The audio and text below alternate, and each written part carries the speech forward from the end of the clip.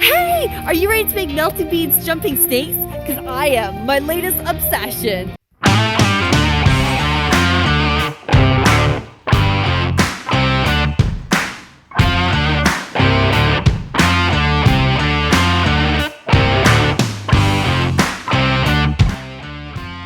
Hey! For anyone else obsessed with Melty beads, I am going to teach you how to make jumping snakes.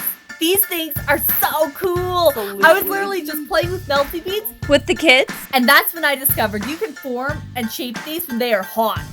Check these out! And make sure to subscribe because on this channel, we make cool things and test things. And don't forget to like this video. Did you do it? Okay, let's get into it!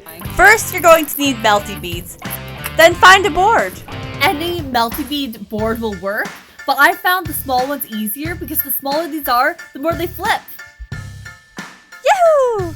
Okay, let's get started.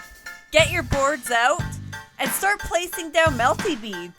Yeehaw! It's time to do some line dancing. For snakes, you're going to want long, straight lines. Best in rows of 2 or 3 together.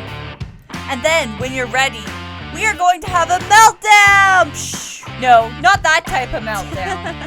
Then slide y'all creation into this parchment paper and swoosh! It's time for flipperoonie. Easy, right? Whoa, this one looks like octopus tentacles. Now melt the octopus tentacle side until it looks like a pancake. Yummy! Hey, can you guess what's next? You got it! The trick is to grab markers and slide them on in before it cools down. Go, go, go!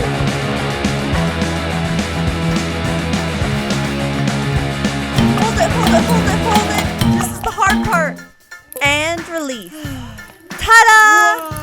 Whoa. This is honestly so cool.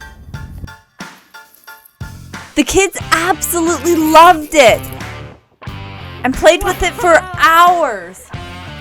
Look at it go! And it turns out, so do cats. It just must be too catchy, eh? I'm gonna call that a success. Woohoo!